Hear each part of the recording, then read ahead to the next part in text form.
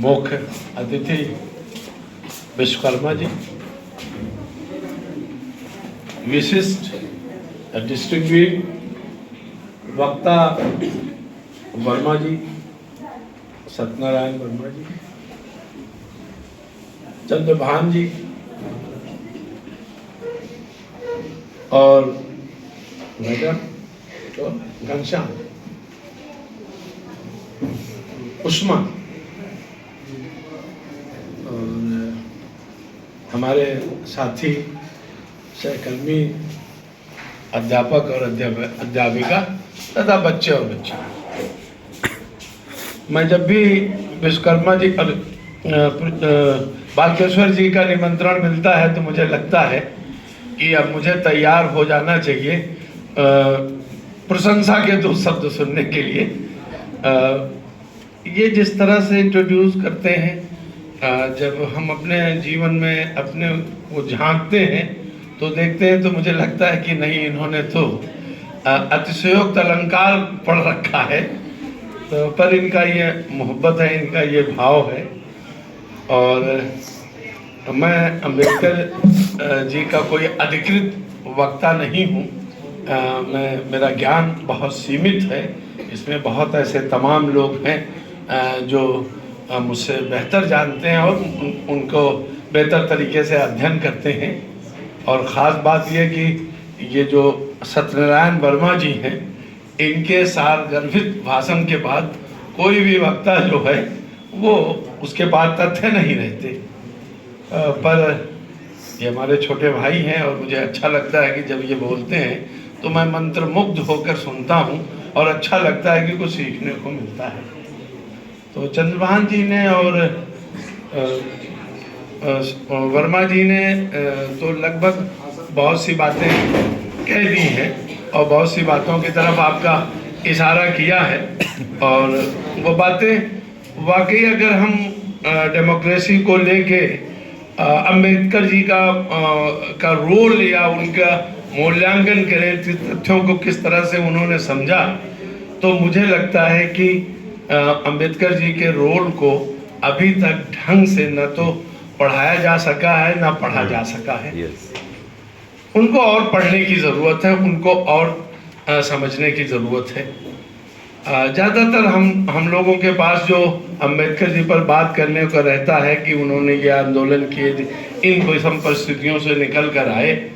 पर एक बात मुझे इस लोकतंत्र को लेकर याद आती है कि ये पूरा जो स्ट्रगल रहा है या अंबेडकर जी की जो लाइफ स्टाइल रही है या जो करना चाहते हैं, उनमें दो बातें थी। एक तो हमारी उनकी ये जो पूरी जर्नी है वो प्रजा से नागरिक बनने की जर्नी है। प्रजा को नागरिक बनाने के जितने रोड़े थे, अंबेडकर जी ने उनको ध्वस्त करने की कोशिश की। एक बड़ी बात है। दूसरे, उनका सब कृत्य और उनके सब कृत्यों में, सब कार्यों में, लेखनी में एक ऐसे समाज की कल्पना थी और जो हमारे संविधान में भी परिलक्षित होता है, या आप प्रेम्बल को देखें तो समता मूलक समाज। ये समता मूलक समाज बने, कैसे बने, ये उनकी पूरी जर्नी का ये दो पॉइंट है, यही पूरा उनका संघर्ष है। बाकी अंबेडकर जी की बहुत सी बातों पर हम लोग बहुत कम ध्यान देते हैं। संविधान सभा में उनके दिए गए भाषण को या बातचीत जो उन्होंने रखी थी, उसको अगर आप समझें तो उसमें उनका ये था कि ये आज हमें राजनीतिक तौर पर आज़ादी तो मिल गई, यानी डेमोक्रेसी का सबसे मजबूत जो आधार है, एक व्यक्ति एक वोट। राजा से लेकर रंग के बीच में ये पॉलिटिकल जो है आइडेंटिटी बराबर हो गई लगभग। लेकिन सामाजिक और आर्थिक आज़ादी अभी मिलनी बाकी है। और सामाजिक और आर्थिक आज़ादी अगर नहीं मिलती तो लोकतंत्र या समता मूलक समाज की स्थापना नहीं हो सकती, बिल्कुल नहीं हो सकती। उसके लिए उन्होंने कहा कि इसके लिए अभी संघर्ष जारी है। और इसकी तुलना उन्होंने की, अगर आप समता मूलक समाज की स्थापना नहीं कर सकते आपने लोकतंत्र का एक बड़ा महल बना लिया है, तो वो गोबर पर स्थित आपका महल होगा जो कभी भी भरभरा के गिर सकता है। ये अंबेडकर का मानना था और ये इस बात को लेकर वो सतत संघर्ष है। अंबेडकर जी ने संविधान, मेरा ये मानना है, संविधान की ड्राफ्टिंग कमेटी का जो चेयरमैन होना या उसका प्रभारी होना या उनको लिखना, ये मेरा मानना है कि ये उनका एक छोटा पक्ष है जो उन्होंने काम किया जीवन में। उनको संविधान निर्माण के लिए वो जो कई दौर से गुजरना पड़ता था। संविधान निर्माण में सभा में जो सदस्य थे वो ज़्यादातर श्रेष्ठी वर्ग के लोग थे, ज़्यादातर उसमें जमींदार और राजाओं के भी प्रतिनिधि थे। तो वो जो सभा थी वो अंबेडकर जी की एक एक लाइन को, एक एक बात को वो परीक्षण करती थी और अंबेडकर जी की सब बातों को एज इट इज एक्सेप्ट नहीं किया जाता। वर्मा जी ने कहा कि हमें इस पर सोचना चाहिए। तो बड़ी कठिन परिस्थितियों में थे, खासतौर पर दो व्यक्ति, पंत और पटेल, जिनको तमाम चीजों पर आपत्ति। अगर आप संविधान सभा की कार्यवाही को पढ़े, राजा महाराजा तो जन्मना श्रेष्ठता के आधार पर वो विरोध करते ही थे कि ऐसे कानून ना आए जिनमें जमीन का बंटवारा हो, और अंबेडकर जी समझते थे कि बिना जमीन का बंटवारा किए, जिन्हें आप जमीन का वितरण किए, सब लोगों के पास जमीन पहुंचे, शायद हम सामाजिक न्याय की लड़ाई नहीं लड़ सकते, सामाजिक न्याय की लड़ाई नहीं जीत सकते। ये बहुत उनकी समझदारी थी कि सामाजिक भारत में जमीन आर्थिक आधार ही नहीं है। लोगों का मानना था कि भाई जमीन आर्थिक आधार है, बड़ी बड़ी जोतें हैं और इस आर्थिक आधार पर जो है जमीन लोगों के पास होनी चाहिए। लेकिन अंबेडकर जी उसमें जोड़ते थे कि जमीन आर्थिक आधार ही नहीं है बल्कि सामाजिक आधार भी है, सामाजिक बराबरी का है। गांव में अगर आप देखें कि अगर कोई व्यक्ति जो है वो अपने को श्रेष्ठ इस बात से भी कहता है कि अगर उसके पास जमीनें हैं, और कमजोर वर्गों के पास जमीनें नहीं थी, जमीन का मालिक गांव में वो बहुत मजबूत होता था। इसीलिए वो गांव को कहते थे कि गांव जो है वो जातिवाद और सांप्रदायिकता का एक पूरा वो कूप है। वो गांव की वकालत बहुत नहीं करते थे कि गांव में जातिवाद बहुत है, लाइफ डिग्निटी के साथ लाइफ जीने का रास्ता नहीं है, और दूसरे वहां सांप्रदायिकता बहुत है। इसलिए वो शहर की तरफ जाने की, शहरों की वकालत करते थे हमेशा। उन्होंने कहा गांव जो है ये भेदभाव विभेद के सेंटर है, यहाँ सब ये पूरा एक एक्सपेरिमेंटल एक लैब है जहां पर सांप्रदायिकता, जातिवाद, गैर बराबरी और ये पलते हैं। तो इसलिए कहते थे पहले इनमें सुधार होना चाहिए। लैंड का जो स्ट्रक्चर है अगर आप देखें तो अंबेडकर जी की पूरी लड़ाई, उनके लेख देखें। मैं आपको दूसरी तरफ ले जाऊंगा, कॉन्स्टिट्यूशन की तरफ। बहुत अच्छी अच्छी बातें हुई। अगर आप जमीन की जो लड़ाई उन्होंने लड़ी है, जमीन की लड़ाई देखें, महाराष्ट्र में एक व्यवस्था थी, खोटी व्यवस्था थी वो जमीन की, और एक रैयतवाड़ी व्यवस्था थी। रैयतवाड़ी व्यवस्था जो है वो किसान और सरकार के बीच में सीधा संबंध रखती थी। खोटी व्यवस्था जो थी, उस खोटी व्यवस्था में एक मीडिएटर होता था। हम लोग शायद उत्तर भारत में इतिहास के सब लोग विद्यार्थी जानते हैं, खुद मुकद्दम, तो वो उसके पास रहता था वो जमीन। खोटी व्यवस्था में ये था कि वो जो है जमीन, जो छोटे किसान थे वही फंसते थे, लगान लेता था, जबरन वसूल कर सकता था, जितना चाहे उतना ले लेता था, और जब चाहे उनके खेतों से उनको बेदखल कर देता था। ये बात उन गरीब किसानों के बाद अंबेडकर के सेंटर में हमेशा गरीब आदमी था, कमजोर आदमी था, निर्बल आदमी था, असहाय आदमी था, और वो उन्हें आज ये बड़ा प्रचलन बन गया। मैं इसको तो बिल्कुल स्वीकार करने को तैयार नहीं हूँ कि अंबेडकर जी दलितों के नेता थे, दलितों के लिए क्या, ये उनका एक वैश्विक फलक के आदमी थे। पूरी दुनिया, हमने पता नहीं क्यों ऐसे उनके बारे में सोचा, उनको एक, और वो कौम विशेष भी उनको अपने ही नेता मानती है, तो ये अंबेडकर जी का दुर्भाग्य नहीं कह सकते, पर वो विशेष लोगों का दुर्भाग्य है कि एक वैश्विक लीडर जो अपने समय का और अपने समय के बाद जिसने विश्व को नेतृत्व किया, और विश्व का नेतृत्व का मतलब ये कि उन कमजोर वर्गों का नेतृत्व किया, उसका प्रतिनिधित्व किया, उसको आपने एक छोटे से उसमें बांट रखा है। ये बड़ा दुर्भाग्य है मेरी दृष्टि से अंबेडकर को लेके। अब कारण कौन है आप तलाशिए। तो उस खोटी व्यवस्था के खिलाफ अंबेडकर लड़े, उसके खिलाफ उन्होंने एक बड़ी जो है रैली निकाली, और इमेजिन करें आप कि उस रैली में कम्युनिस्टों की भी बड़ी भागीदारी थी, कोई नहीं था, और उसमें सवर्ण बहुत थे, अपर कास्ट के थे, लोअर क्लास के, वो देखेंगे आप तो उसमें ये नहीं लगेगा कि अम्बेडकर जो है दलितों के नेता थे।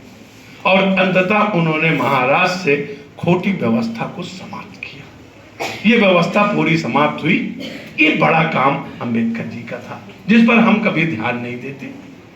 लोकतंत्र डेमोक्रेसी के लिए जिस लोकतंत्र के शिल्पी थे, उसके लिए जो सतत संघर्ष किया, ये वो बता रहे थे। इसी को कहते हैं आइडिया ऑफ इंडिया, कि भारत कैसा बनेगा, भविष्य का भारत कैसा होगा, और जो चीजें मौजूद हैं जो आइडिया ऑफ इंडिया के खिलाफ हैं, अंबेडकर उससे खिलाफ लड़ रहे थे, और इस भारत के परिकल्पना के वो सबसे बड़े शिल्पकार थे, और वही शिल्पकार डेमोक्रेसी। तो वो उसके लिए लड़े और उन्होंने उसको समाप्त कराया। कि वंडरफुल, हम में से बहुत कम लोगों को जानकारी है मनमाड में, और ये हम जानते हैं कि सबसे बड़े मजदूरों के लीडर हुए कौन? जॉर्ज फर्नांडिस। बड़ा स्ट्राइक किया, बहुत बड़ा उनका नाम हुआ हमारे आपके युग में। लेकिन मनमाड में रेल कामगार संघ जो बना, अंबेडकर उसके लीडर थे। अब विजन आप देखें कि डेमोक्रेसी कैसी होगी, लोकतंत्र में वो चाह क्या रहे हैं, वो उसके लीडर हुए। और उन्होंने मजदूरों के संगठन बनाए, बड़े संगठन बनाए, कामगारों के संगठन बनाए, और उस संगठन के लिए, और बाद में जो लेबर एक्ट हुए, लेबर कानून आए, आप देखें कि अंबेडकर कैसे लेबर कानून की ओर बढ़े। इस पर हमें बात करनी होगी। अगर अंबेडकर की डेमोक्रेसी की बात करनी है तो इस पर हमें बात करनी होगी। फिर उन्होंने मजदूरों के लिए संघर्ष किया, और मजदूरों के लिए उनके उसके संगठन बनाए, और उनके लिए सुविधाएं प्राप्त करने की कोशिश की। ब्रिटिश गवर्नमेंट के समय, बेबल, लॉर्ड बेबल के समय, वो बहुत कम समय के लिए श्रमिक संघ के मेंबर रहे, गवर्नमेंट पॉलिसी के मेंबर रहे, लेकिन उन्होंने वहां ये श्रमिकों की पेंशन, श्रमिकों को जो ये ग्रेजुइटी मिलती है, जो उनको सुविधाएं मिलती है, इसके लिए संघर्ष किया कि इनको ये मिलना चाहिए। खेतीहर मजदूरों के लिए भी वो चाहते थे कि उनके लिए पेंशन, उनके लिए ग्रेजुइटी, उनके लिए जितने लाभ हैं वो उनको भी मिले। वो दोनों तरह के मजदूरों को के लिए चाहते थे, कुशल और अकुशल मजदूर, खेती में लगे हुए मजदूरों के लिए भी इस तरह के कानून बनने चाहिए। अब नहीं बन पाए, जब वर्मा जी जिधर इशारा कर रहे थे, वो नहीं कर पाए या नहीं हो पाया, क्योंकि श्रेष्ठी वर्ग बड़ा मजबूत था, वो बड़ा मजबूत वर्ग था। वो आम आदमी को अभी वो इस तरह की सुविधा देने के लिए तैयार नहीं था। इसीलिए अम्बेडकर जी कहते हैं कि संविधान कितना ही अच्छा क्यों न हो, इसे लागू करने वाले लोग अगर अच्छे नहीं होंगे तो संविधान अपना मूल्य खो देगा। अब लागू करने वाली दो चीजों को अम्बेडकर जी ने बहुत स्पष्ट कहा कि अच्छे लोग, अच्छे दिन नहीं, अच्छे लोग। और दूसरी एक बड़ी बात उन्होंने कही कि वो बड़ा दुर्भाग्यपूर्ण दिन होगा जिस दिन हिंदुत्व सत्ता में आ जाएगा। हिंदुत्व से मतलब उनका किसी धर्म से नहीं था, उस ब्राह्मणवाद और पूंजीवाद, वो दोनों चीजों के बड़े विरोधी थे। अब पूरी स्पष्ट देखिए, ब्राह्मणवाद का मतलब श्रेष्ठी वर्ग, शोषक के विरोध में थे। वो इस तरह के किसी व्यक्ति विशेष के विरोध में नहीं थे। उनका अंतिम जीवन देखिए, शादी उन्होंने किससे की, तो ये सब नहीं था। पर मजबूत बात थी कि ये पूंजीपति गरीब का दुश्मन है। उनकी राइटिंग्स को आप पढ़ेंगे तो आपको मिलेगा, पूंजीपति ये पूरी तरह ये गरीब का, कमजोर वर्ग का दुश्मन है, और ये जो ब्राह्मणवाद है, ये जो फासिज्म है, ये गरीब आदमी का दुश्मन है। अगर दोनों का गठजोड़ एक साथ हो जाएगा तो शायद आम आदमी के लिए, कॉन्स्टिट्यूशन के लिए अच्छा नहीं होगा। इसलिए समता मूलक समाज की स्थापना के लिए सामाजिक और आर्थिक गैर बराबरी को खत्म करना बहुत जरूरी है। और अगर ये गैर बराबरी खत्म नहीं होता तो संविधान अपना मूल्य खो देगा। इसके लिए संघर्ष होने की जरूरत है। दूसरे, वो चाहते, उनका अंतिम सम्मान समारोह का भाषण था, आप इमेजिन करिए, और उसमें वो दुखी थे, और दुखी होकर जब उन्होंने भाषण किया तो अपनों से जो उम्मीद की, जिन्हें हम आज अपना, जो उन्हें आज अपना समझते हैं, उस वक्त में वो अपनों से उम्मीद किए थे कि उन्होंने कहा कि हमारे वॉलटेयर कब पैदा होंगे। अंबेडकर जी चाहते थे कि हमारे लोग वॉलटेयर बने। फ्रेंच रिवॉल्यूशन की बात अभी आई कि फ्रेंच रिवॉल्यूशन का इन्फ्लुएंस नहीं था। क्यों नहीं था? दुनिया का इन्फ्लुएंस है, महात्मा बुद्ध का इन्फ्लुएंस है उन पर, लास्की के साथ उनका काम है। तो ये इन्फ्लुएंस तो हम लेते और देते रहते हैं। ये तो सतत प्रक्रिया है कि हम सीखते हैं, सिखाते रहते हैं। पर उन्होंने कहा और इसको सोचा, इसको अमली जामा पहनाने की कोशिश की। अंबेडकर का जीवन प्रैक्टिकल जीवन है, महात्मा नहीं है, वो नागरिक है, आम आदमी है, वो आम लोगों के साथ सोचे। तो ये जो उनका तरीका था डेमोक्रेटिक वैल्यूज को आप अपनी लाइफ स्टाइल में, लाइफ लाइन में उतार देने का, ये बहुत अलग था। औरों को उस वक्त जो संघर्ष कर रहे थे वो उस जमीन से निकल कर आए थे जिन्होंने शोषण और दुख भोगा था। पर उन्होंने इस शोषण और दुख को अपने ऊपर हावी नहीं होने दिया और अपने इस शोषण और दुख को अपना हथियार नहीं बनाया और इससे दूसरों को घायल नहीं किया। ये किसी महामानव की निशानी होती है। ये उन्होंने अपने जीवन के प्रैक्टिकल से दिखाया। तो वो जो कानून चाहते थे वो मजदूरों के लिए भी, और वो श्रम संघों की जो स्थापना की, और वो ये जो एग्रीकल्चरल लेबर हैं या साधारण लेबर हैं जिनके लाइफ की कोई गारंटी नहीं थी, अंबेडकर जी का ये था कि इनको भी पेंशन मिले एक उम्र के बाद, इनके भी सामाजिक सुरक्षा, जो सामाजिक सुरक्षा की आज हम बात कर रहे हैं, सामाजिक सुरक्षा इनको भी मिलनी चाहिए, या ऐसा कानून बनना चाहिए। इसके लिए उन्होंने लंबा संघर्ष किया और बाद में आप देखते हैं कि इस तरह के मजदूरों के लिए, और आज जो आप देख रहे हैं ये विजन अंबेडकर का है कि बहुत सी चीजें आज आपको दिखलाई पड़ती हैं पर हम उनके जीवन में नहीं झांकते अंबेडकर के कि ये चीजें, इन चीजों के लिए वो लड़ते रहे। आरक्षण, बहुत अंबेडकर जी को बहुत आरक्षण पसंद नहीं था। आरक्षण उन्होंने बड़ी मजबूरी में, यह है कि कोई रास्ता नहीं है तो आरक्षण पर बात की। उनका क्या था, 3 चीजों को वो मौलिक अधिकार में डालना चाहते थे। शिक्षा के बारे में एक अंबेडकर जी शिक्षक, शेरनी का दूध है जो पिएगा वो दहाड़ेगा। फिर समझ में नहीं आता सामाजिक चिंतक लोग क्या, शिक्षा वो सिर्फ दलितों को नहीं देना चाहते थे। उन्होंने कहा शिक्षा समस्या का आखिरी विकल्प नहीं है, शिक्षा दीजिए जो कमजोर वर्ग हैं, लेकिन जो मजबूत वर्ग हैं उन्हें भी शिक्षित कीजिए। उनको शिक्षित करने के लिए अंबेडकर जी गए, वरना शिक्षा का भी मूल्य नहीं रहेगा। तमाम लोग, और आज आप देख लिए 2024 में तमाम लोग जिनको शिक्षा की जरूरत दिए गए, लेकिन आज भी वो घटनाएं हो रही हैं। लगातार समाज में गैर बराबरी की बातें हो रही हैं, जिसको अंबेडकर जी ने देखा था, जिसको महसूस किया था, जिस पर बात कर रहे थे लोग। उन्होंने कहा उसको भी शिक्षित कीजिए, माने उस दूसरे श्रेष्ठी वर्ग को भी आप शिक्षित कीजिए। पर दोनों की शिक्षा में फर्क क्या है, उसको क्या शिक्षित कीजिए कि गरिमामय पूर्ण जीवन वो जिए और दूसरों को जीने दे। गैर बराबरी के प्रति वो उससे बचे और दूसरों के साथ गैर बराबरी ना करे, शोषण वो दूसरे का ना करे। उसको ये सामाजिक न्याय, सामाजिक बदलाव और समता मूलक समाज के बारे में शिक्षित कीजिए। अगर वो शिक्षित नहीं होगा तो लाख दूसरा पार्ट शिक्षित हो जाएगा, कोई बदलाव नहीं आएगा।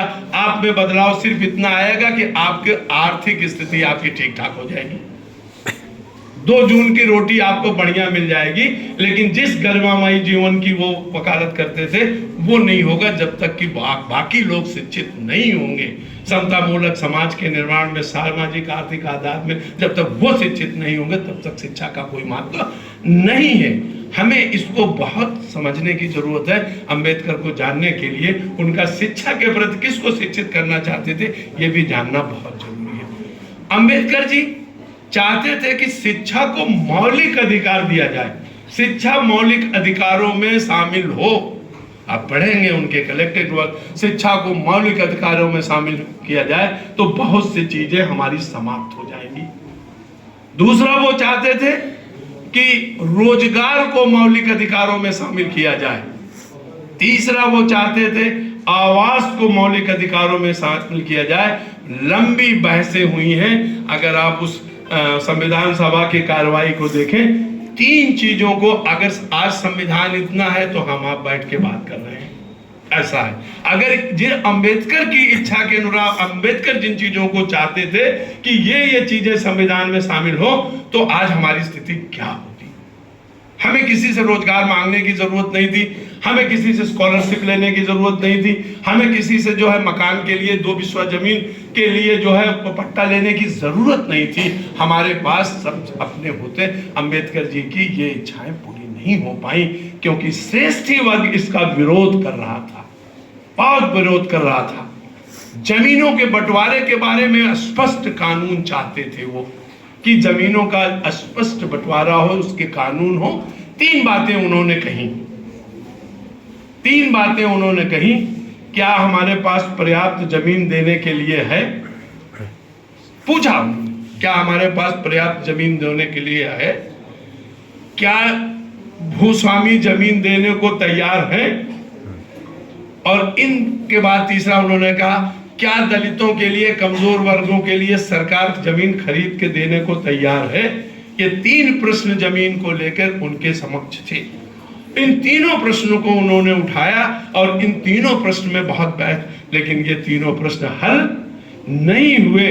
बाद में सीलिंग एक्ट बना, सीलिंग एक्ट बन गया, लेकिन सीलिंग एक्ट आज तक मुझे नहीं लगता कि आज तक लागू हो पाया हो। सीलिंग एक्ट लागू नहीं हुआ। लोगों ने सीलिंग एक्ट बनने के बाद अपने कुत्तों को, अपने जानवरों को, अपने रिश्तेदारों को, नातेदारों के नाम सब जमीनें खरीद ली, उनके नाम ट्रांसफर कर दी। और यहाँ फिर अंबेडकर याद आते हैं कि अगर इसे लागू करने वाले लोग अच्छे नहीं होंगे तो ये मूल्य, ये कानून अपना मूल्य खो देगा। ये बात समझने की चीज है।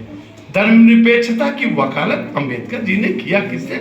ये जो आज आप सुन रहे हैं ये बिल्कुल खराब बात है। दूसरा, अंबेडकर जी आवास की गारंटी चाहते थे, मौलिक अधिकार में उसको शामिल करना चाहते थे। रोजगार की को मौलिक अधिकार में शामिल करना चाहते थे। रोजगार अगर मौलिक अधिकार में शामिल हो गया होता तो आज स्थिति दूसरी होती। तीसरी एक महत्वपूर्ण बात, अंबेडकर जी समाजवाद के पक्षधर थे, लेकिन राजकीय समाजवाद, एक नया शब्द उन्होंने दिया, राजकीय समाजवाद। मैं तो कभी कभी कहता हूं कि अंबेडकर जी तत्कालीन समाज में जो माओ से तुंग हैं, स्टालिन हैं, इस कैटेगरी के लोग थे, च्यूमिन के इस कैटेगरी के लोग वो थे। उनको, उनकी अचीवमेंट देखिए और इनकी अचीवमेंट देख लीजिए, कितना फर्क। राजकीय जो समाजवाद था, राजकीय समाजवाद में ये था कि ये जमीनें सब सरकार की होंगी। अच्छा, एक बात और जान ले,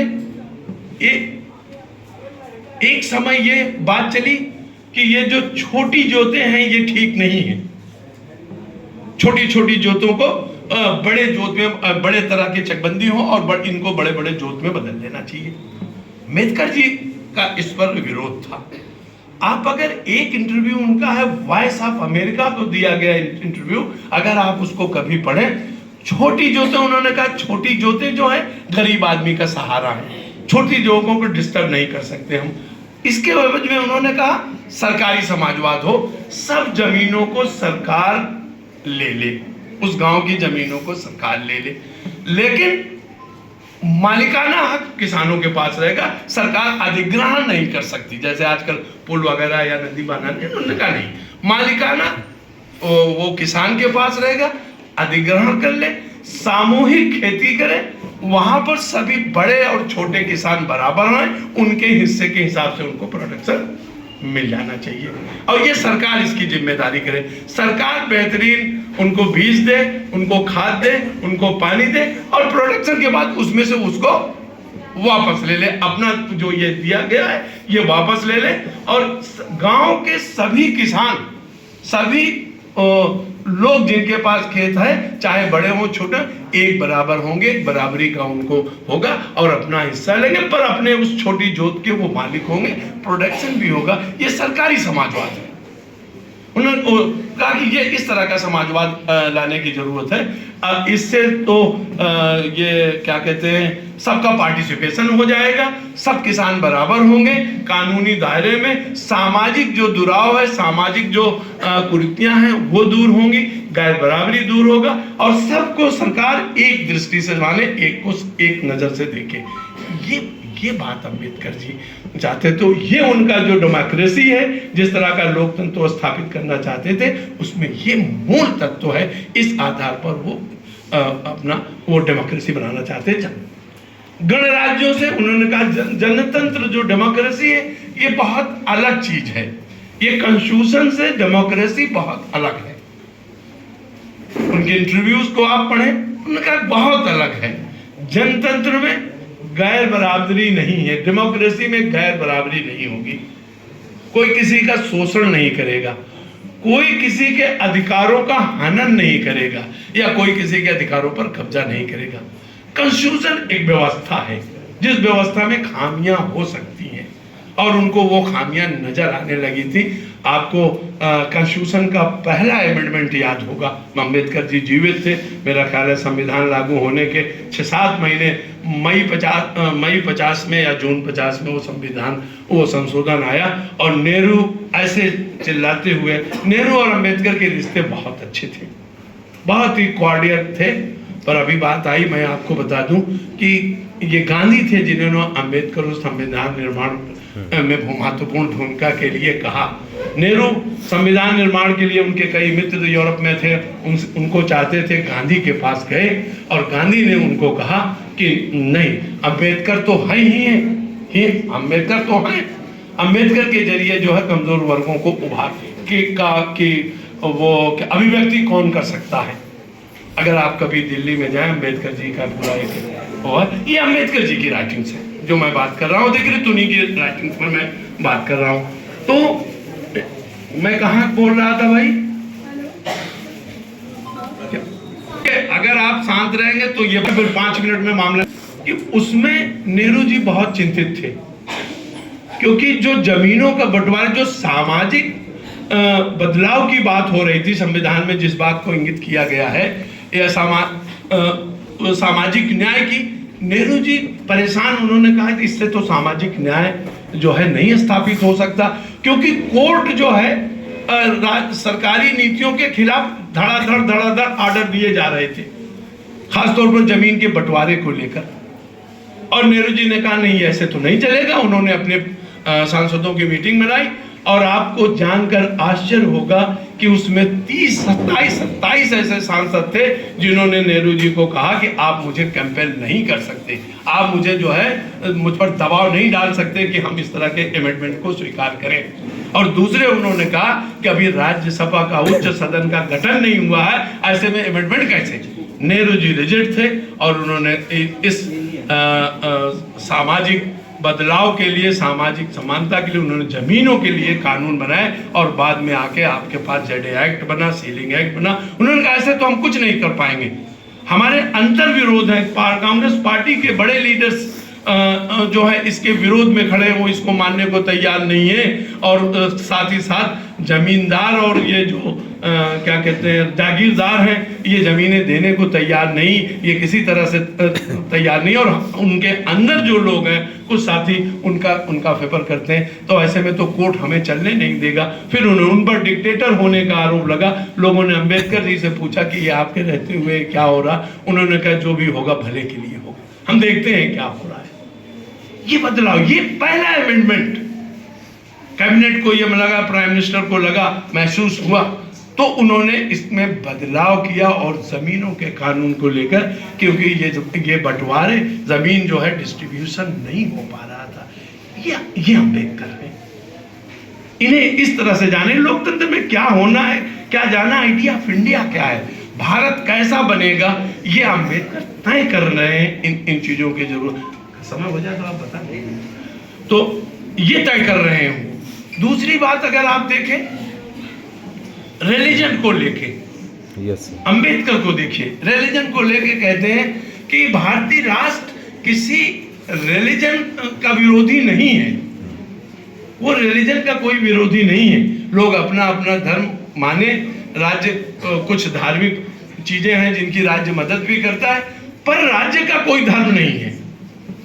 किसी धर्म विशेष की राज्य वकालत नहीं करेगा। सब धर्म अपने अपने हिसाब से फले फूले, राज्य का हम धर्म के विरोधी नहीं है। लेकिन किसी धर्म विशेष को राज्य में स्थान दिया जाए, इसका हमारा कंस्टिट्यूशन विरोध करता है। और गांधी भी इस बात को कहते थे कि मैं सनातन पंथी हूं, जहां तक मेरे धर्म का सवाल है, मैं अपने धर्म के लिए जान भी दे सकता हूं, लेकिन जहां तक राज्य का प्रश्न है, राज्य धर्मनिरपेक्ष होगा और राज्य का कोई धर्म नहीं होगा। अब आप कल्पना करिए कि अंबेडकर कहां सोच रहे थे और हमने अपने लोकतंत्र की, डेमोक्रेसी की राह किस ओर मोड़ दी है। ये जानने की, ये समझने की जरूरत है कि वो किस डेमोक्रेसी के वो शिल्पी हैं, किस डेमोक्रेसी को वो चाहते थे, कौन सा आइडिया ऑफ इंडिया था कि भारत कैसा बनेगा, पर हम कहां। और इसको वो बीच बीच में इस बात को कहते। अब आप उनका हिंदू कोड बिल, खासतौर पर स्त्रियों को, अगर आप अपने को जरा पीछे ले जाएं और देखें कि अंबेडकर अपने समय से कितना आगे सोच रहे थे, कितना आगे सोच रहे थे, कितना दूर देख रहे थे। और उस हिंदू कोड बिल को लेकर और उनके कैबिनेट में नेहरू अकेले आदमी खड़े थे जो खामोशी से अंबेडकर के साथ खड़े थे। अलावा इसके पूरी कैबिनेट नेहरू के खिलाफ थी। पूरे देश का श्रेष्ठी वर्ग, धार्मिक वर्ग, विशेष धार्मिक वर्ग इस बिल के खिलाफ था। और बनारस और आसपास आप देखिए, मैं नाम तो बहुत है, लेने की जरूरत नहीं है, आप समझदार हैं, सब लोगों ने विरोध किया। सड़क से लेके संसद तक अंबेडकर का विरोध किया कि ये क्या करना चाह रहे हैं। नेहरू अकेले व्यक्ति थे जो शांत थे और अंबेडकर के साथ थे। ये अंबेडकर कह रहे हैं कि नेहरू उनके बीच विरोध नहीं था और वो बिल नहीं पास हो पाया और अंबेडकर को उसी बिल के आधार पर इस्तीफा देना पड़ा। पर उनमें उनका स्त्रियों को लेकर एक चीज बहुत साफ थी उनकी, हमने इन्हें इतना महत्व दिया, स्त्रियों के नाम से बहुत कुछ है, लेकिन उन्होंने कहा कि इनको वो सामाजिक सम्मान या इनको वो वैश्विक पहचान भारतीय स्त्रियों को नहीं मिल पा रही है जिसके ये योग्य हैं। और दूसरे उनका था कि अगर संपत्ति का अधिकार इनके पास नहीं होगा, स्त्रियों के पास संपत्ति का अधिकार नहीं होगा, तो स्त्रियां दोयम दर्जे की नागरिक होंगी। वो खाली दलित स्त्रियों की बात नहीं कर रहे थे, वो भारतीय समाज में स्त्रियों की स्थिति पर चिंता कर रहे थे। और आप बाद में देखिए कि अनेक बार बाद में ये उनके छोटे छोटे कानून जो खंड खंड में उनके कानून पारित हुए। और एक समय ऐसा आया कि भारत सरकार को प्रोत्साहित करना पड़ा लोगों को कि अगर आप जो है अब स्त्रियों को, अपनी पत्नियों को, बहन और बेटियों के नाम जमीन खरीदते हैं तो उसको स्टैंप ड्यूटी में छूट मिलेगी। और स्टैंप ड्यूटी में छूट मिली, उसका लाभ मैंने भी उठाया। तो ये अम्बेडकर है। आपको इन्हें समझने की ये जरूरत है कि वो चाहते क्या थे, कि भारतीय लोकतंत्र किस तरह से बने, क्या हो उसमें। अब आपके काम को घंटे रिजर्व बैंक, अब आप देखिए कि कल्पना किसमें, उनके आर्थिक सुधारों पर हम बात नहीं करते। अंबेडकर जी का ने ये जो रिजर्व बैंक ऑफ इंडिया है, इसकी डिजाइन करने में, इसको देने में ये विजन किसका काम कर रहा है? अंबेडकर का काम कर रहा है। हमने कहीं नहीं पढ़ा, हमको कहीं नहीं बताया जाता, इसका पूरा विजन अंबेडकर को। काम के घंटे फैक्ट्रियों में निर्धारित करने में, खेतों में निर्धारित करने में किसने रोल अदा किया? डॉक्टर भीमराव अंबेडकर ने ये जो आपके काम के घंटे फैक्ट्रियों में जो निर्धारित होते हैं, ये लेबर एक्ट के तहत ये निर्धारित किया उन्होंने। और मजेदार बात, मुझे तो लगता है कि स्त्रियों को, महिलाओं को अंबेडकर जी का शुक्रगुजार होना चाहिए। ये जो मैटरनिटी लीव है, मातृत्व, क्या कहते हैं उसको, मातृत्व अवकाश, ये किसकी कल्पना में आया?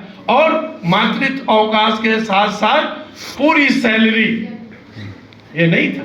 स्त्रियों के पास पावर उस वक्त नहीं था जब ये सोच रहे हैं कि इनके साथ, इनके पास जो है मातृत्व अवकाश हो, और साथ साथ उस दौरान इनको काम के पूरे पैसे घर बैठ के मिले।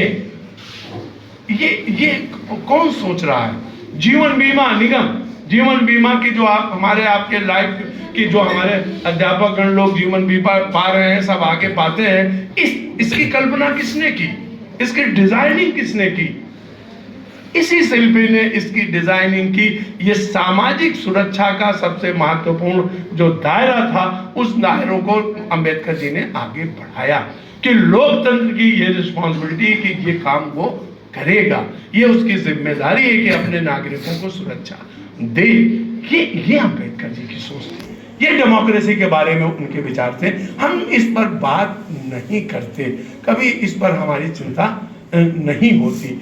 यह बहुत सोचने की बात है। हमें अंबेडकर जी को नए तरीके से पढ़ना होगा, जैसा वर्मा जी ने कहा कि बिना पढ़े हम सोशल मीडिया पे पढ़ लेते हैं।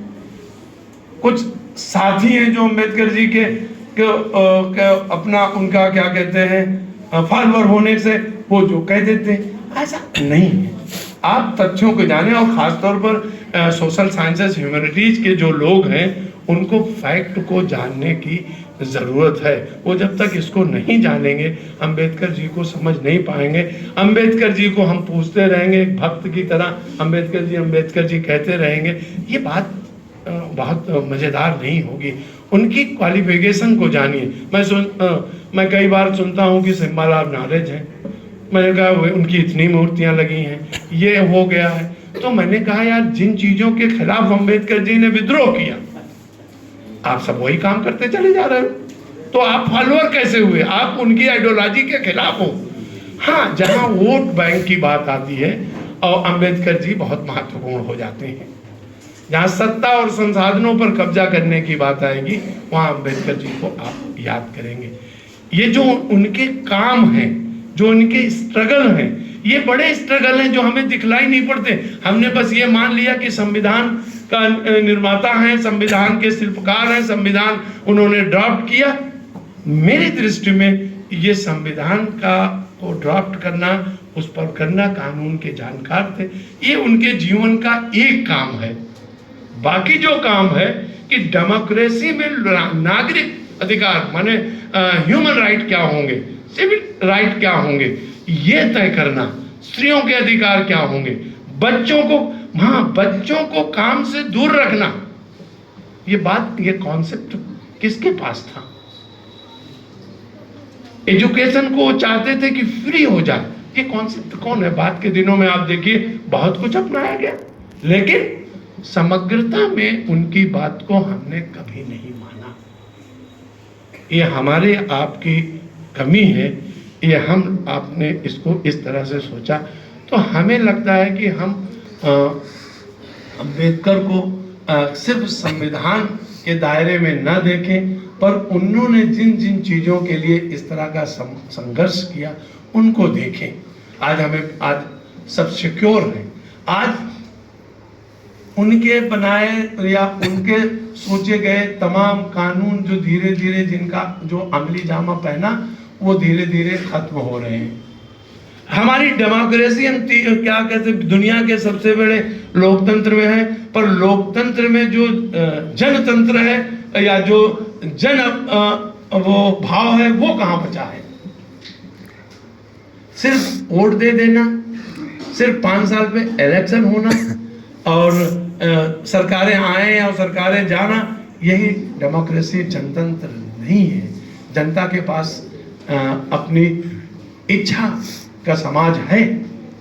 क्या आप ये सोच सकते हैं कि 1947 के बाद आज जो है हमारे पास जो है पूरी तरह जो है समाज गैर बराबरी से दूर हो गया है? ऐसा सोच रहे हैं? नहीं। ऐसा हुआ कि नहीं हुआ? नहीं। तो 75 सालों में अगर हम अभी वहां खड़े हैं जहां से हम चले थे, तो इसका मतलब या तो हम आगे नहीं बढ़े, हमारी बिल्डिंग्स तो बन गई, हमारे रोड्स बन गई, हमारे स्कूल कॉलेजेस बनने गए, पर स्कूल कॉलेजेस से निकलने वाले ये लोग कौन हैं? ये गैर बराबरी खत्म करने का इसका पाठ सीख के आ रहे हैं। समतामूलक समाज की स्थापना का श्रेय ये इनको श्रेय दिया जाएगा या उसी पुरातन व्यवस्था पर ये लोग अभी हैं? हमने इन 75 सालों में 70 सालों में अपने बच्चों को क्या पढ़ाया? कॉन्स्टिट्यूशन कितना पढ़ाया? कॉन्स्टिट्यूशन के जरिए हम सरकार में तो आ गए, नौकरियों में तो आ गए, उसी के बदौलत हमने बहुत कुछ कर लिया, लेकिन हमने इन्हें क्या पढ़ाया? क्या हम ये सोचें कि हमने अपने जीवन में 2, 4, 10 लोगों को गैर बराबरी से निजात दिला दी, एक आध गांव हमने ठीक कर दिया? अगर हमारे मन में ये विचार नहीं है तो अंबेडकर का सपना धरा का धरा रह जाएगा। गैर बिरादरी या शोषण मुक्त समाज बनाने का सपना धरा का धरा रह जाएगा। हमें इस पर बहुत, मुझे लगता है, गंभीरता से विचार करने की ज़रूरत है। अंबेडकर की जो आइडियाज़ थे डेमोक्रेसी के लिए, जिनके लिए उन्हें आप शिल्पी मानते हैं, जिनके लिए आप संविधान का क्रिएटर मानते हैं, तो ऐसा नहीं था कि एक रात में बैठकर उन्होंने एक जगह बैठकर रात भर में कुल संविधान लिख दिया और आपको दे दिया। उसके लिए उन्हें संघर्ष करना पड़ा। एक एक बात मनवाने के लिए दर्जनों बार उन्हें जो है उसकी ड्राफ्टिंग, रीड्राफ्टिंग, और उसके बाद कहीं जाकर वो अपनी बात धीरे से कहीं से दबे जबान पे मनवा लेते थे। अम्बेडकर खुद खुश नहीं थे कि ये संविधान जो है वो पूर्ण है। समय के साथ अच्छे लोग आएंगे, वो संविधान को लागू करने की कोशिश करेंगे, ज़रूरत के मुताबिक इसमें संशोधन भी हुए। लेकिन आज आज जब मैं कई बार पढ़ता हूँ, देखता हूँ सोशल मीडिया पे कि संविधान बचाओ आंदोलन, संविधान बचाने के लिए चल रहे हैं, संविधान बचाने के लिए धरना हो रहा, संविधान जागरूकता हो रहा। हमने कहा भाई 75 सालों में क्या किया हमने?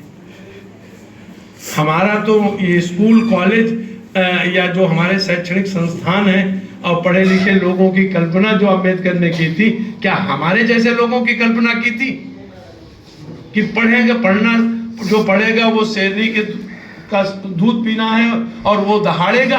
क्या हम जो आज दहाड़ रहे हैं, संसद से लेकर सड़क तक, अखबारों से लेकर सोशल मीडिया तक, यही संविधान है? यही डेमोक्रेसी है? इसी की कल्पना की थी? मुझे लगता है इस पर हमें विचार करने की ज़रूरत है। अम्बेडकर को फिर से पढ़ने की ज़रूरत है और समझने की ज़रूरत है कि वो, और अपने लोग जो उन्हें अपना लोग कहने थे, उनको ज़रूर समझने की ज़रूरत है कि वो वॉलटेयर बनाना चाहते थे। उनको इस बात का दुख था अपने अंतिम सम्मान समारोह में कि उन्होंने कहा कि हमारे वॉलटेयर कब पैदा होंगे? कौन उनका वॉलटेयर है? हम उनके वॉलटेयर हैं? शायद मैं नहीं हूँ, आप में से कोई हो सकता है जिसको हम अम्बेडकर जिस क्या कहते हैं, प्रजा को जो नागरिक बनाना चाहे, जो प्रजा से हम नागरिक बने, उस नागरिक का काम का तरीका, उसका संस्कार, उसकी लाइफ स्टाइल, उसके सोचने का, क्या यही है जैसा आज हम विश्व पटल पर या भारतीय पटल पर देख रहे हैं, जो हम कर रहे हैं? तो मुझे लगता है कि अम्बेडकर जी को सच्ची श्रद्धांजलि यही होगी कि हाँ, अम्बेडकर जी को जाने, पढ़ें, और जो उनके सपनों का भारत है, एक समतामूलक समाज बनाने की, जिसको वो कहते हैं कि समतामूलक समाज ही सबसे बेहतर तरीका है कि अगर समतामूलक समाज बनेगा तो ये जातिवाद भी दूर होगा, धर्मवाद भी दूर होगा और इंसानियत पैदा होगी।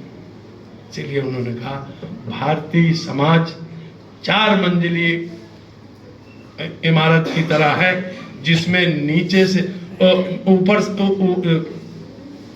ऊपर से नीचे आने की कोई सीढ़ी नहीं है और न नीचे से ऊपर जाने की सीढ़ी है। और ये भारतीय लोकतंत्र में इसी सीढ़ी को वाइस वर्षा निर्माण होना था कि नीचे से ऊपर जाने की सीढ़ी होनी चाहिए थी। और अंबेडकर जी को इसी बात का दुख था कि हम नीचे से कोई ऊपर सीढ़ी नहीं है। मेरी बात आपके समझ में आई होगी, ज़रूर आई होगी। सब सुधी जन है, विद्वत जन है।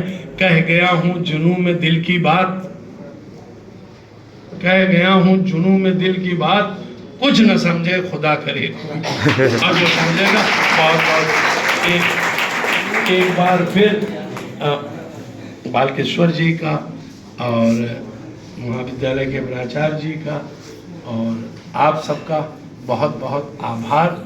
और आभार इस बात का कि आप लोगों ने मुझे धैर्य से सुना। मैं वो अम्बेडकर जी के का कोई स्पेशलिस्ट नहीं हूँ उनके बारे में बात करने का, लेकिन मैं उन चीज़ों को ज़रूर महसूस करता हूँ कि अगर अम्बेडकर जी की इच्छाओं का संविधान बन गया होता तो शायद ये दुनिया बदल जाती, जनतंत्र के मायने बदल जाते, हमारी ज़िंदगी बदल जाती। इन्हीं सब बातों के साथ साथ बहुत बहुत धन्यवाद।